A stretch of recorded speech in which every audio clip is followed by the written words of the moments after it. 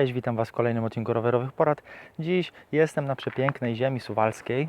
Jeżdżę sobie po asfaltach i różnych bezdrożach i pomyślałem, że nagram odcinek o tym, jak chronić się, jak bronić się przed psami dzikimi, bezpańskimi, wiejskimi, różnymi psami, które możemy spotkać na swojej drodze. Nie jest to nic fajnego. Wiadomo, jak to takie burki gdzieś osiedlowe sobie gdzieś tam te wiejskie latają, te małe pimpki, pogonią nas kawałek i spokojnie można przyspieszyć i nic się z ich strony nie stanie, one tylko bronią swojego terenu, dobiegną do granicy działki i będzie koniec. Ale można też spotkać na swojej drodze niestety bezpańskie psy, jakieś dzikie psy i powiem Wam, że nie jest to nic fajnego w Polsce, nie znam statystyk, ale wiem, że zdarzają się wypadki, gdzie takie dzikie, bezpańskie psy po prostu komuś robią krzywdę, często nawet zagryzają. I jak się bronić? Pierwsza sprawa jest to taka strategia jak w przypadku osiedlowych dresów. Jeżeli widzicie dresy z daleka, omijacie ich, zawracacie, idziecie inną drogą. Nie ma co zgrywać chojraka, już z daleka często widać, kiedy psy są groźne, kiedy niebezpieczne. Czasami idzie taki fajny, jakiś burek, taki z opuszczoną głową, uśmiechnięty. Zazwyczaj nic od nas nie chce, co najwyżej coś do jedzenia, ale jeżeli psy są groźne, widać to naprawdę z daleka, one są czujne, uważne i widać to często od razu po oczach, co się może stać, więc najlepiej po prostu zawrócić, zmienić trasę. Jeżeli już się tak zdarzy, że jakiś pies się pojawi, pierwsza, najważniejsza sprawa, trzeba szybko ocenić sytuację, czy uda nam się uciec, ponieważ nie ma nic gorszego niż kiedy podczas jazdy taki pies złapie nas na przykład za nogę, więc nie należy go kopać, nie należy próbować go odpychać, bo to jest po prostu punkt zaczepny, złapie nas na nogę, za nogę, zrzuci z roweru, jesteśmy wtedy na naprawdę straconej pozycji.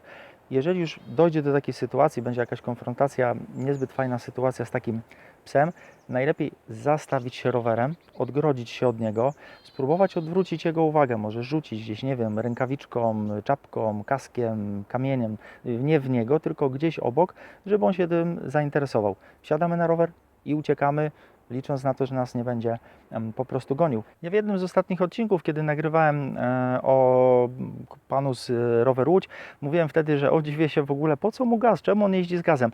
I taka jest prawda, jeżeli jeździmy po mieście, czy po jakichś drogach asfaltowych, zazwyczaj ten gaz nie jest potrzebny, ale na ten wyjazd, gdzie właśnie jak widzicie, jeżdżę sobie po tego typu drogach, tak jak tutaj za mną widać, kupiłem sobie gaz w żelu, nie w sprayu. Jest ryzyko, że jeżeli byłby wiatr, to mógłby ten gaz się na mnie po prostu skupić, nie na tym psie, który by mnie atakował. W każdym razie taki mały gaz, który wożę sobie w kieszonce. Trzymam go w kieszonce tylko w momencie, kiedy właśnie jeżdżę takimi bezdrożami, bo nigdy nie wiadomo. I też atakujemy ewentualnie tego psa tym żelem, sprayem. On nie jest, nie zaszkodzi zwierzęciu, on tylko go zdezorientuje, oczy mu zaczną łzawić, być może ucieknie i my będziemy mieli w tym czasie też czas na ucieczkę. Niektórzy mówią, że wożą ze sobą jakąś pałkę teleskopową. Szczerze mówiąc, wchodzenie w konfrontację z psem nie jest do końca najlepszym wyjściem. Jest to jak dla mnie już wyjście ostateczne. Niektórzy mówią, ja się na tym kompletnie nie znam, nigdy nie miałem okazji, obym nigdy nie miał okazji przeganiać w ten sposób psa. Niektórzy mówią, żeby uderzać w nos, jeżeli już dojdzie do tego zwarcia, jest to jego najczulszy punkt. Psy są dość odporne na kopanie, na uderzenia, więc jeszcze bardziej je to będzie rozjuszać, a nie spowoduje, że uciekną. W każdym razie ta pałka czy coś to jest już ostateczność, jakaś wersja ekstremalna. Niektórzy mówią jeszcze, że wożą ze sobą takie duże trąbki, coś jak wuwuzela, ale z taką pompeczką jeszcze z przodu i ponoć ten dźwięk odstrasza psy. Wydaje mi się, że to będzie działać, ale też w przypadku tylko takich podwórkowych burków, takich pimpków, które gdzieś wyskoczą na drogę, żeby nas kawałek pogonić, ale na takie dzikie psy może to nie zadziałać. Także polecam Wam po prostu, kiedy zobaczycie takiego dzikiego, gdzieś bezpańskiego psa, poczujecie niepokój, po prostu zawrócić, nie jechać w tamtym kierunku i to będzie najlepsze rozwiązanie. W razie czego gaz, zastawienie się rowerem, chronienie siebie i to w zasadzie tyle. Ja nikomu tego nie życzę, sobie również i dzięki za oglądanie. Trzymajcie się, hej!